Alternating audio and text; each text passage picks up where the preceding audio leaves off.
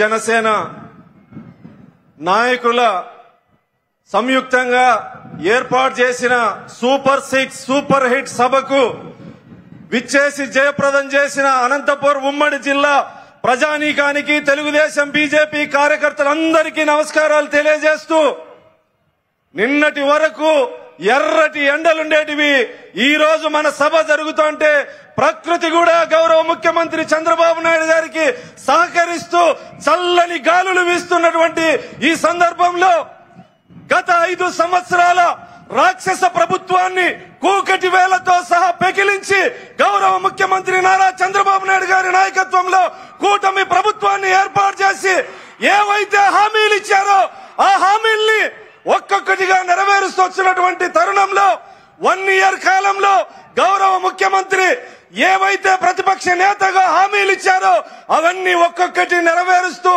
ఈ రోజు అనంతపూర్ నడిబొడ్డున విజయ గర్వంతో ఏదైతే మాటిచ్చాడో అవన్నీ నెరవేర్చామని చెప్పి సందర్భంగా గౌరవ ముఖ్యమంత్రి సందేశం ఇవ్వబోతా ఉన్నారు.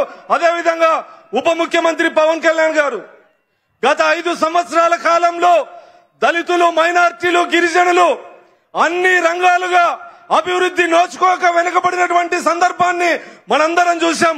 భారతదేశంలోనే దళితుల మీద జరిగినటువంటి దాడులు, హత్యలు గత 5 సంవత్సరాల్లో దేశంలో నెంబర్ 1 స్థానంలో ఉంది.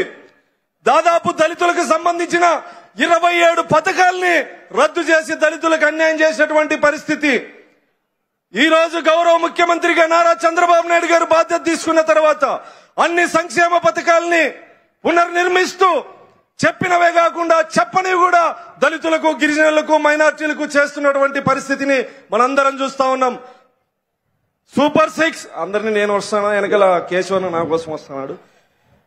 గౌరవ ముఖ్యమంత్రి చంద్రబాబు నాయుడు గారి నాయకత్వంలో రాబోయే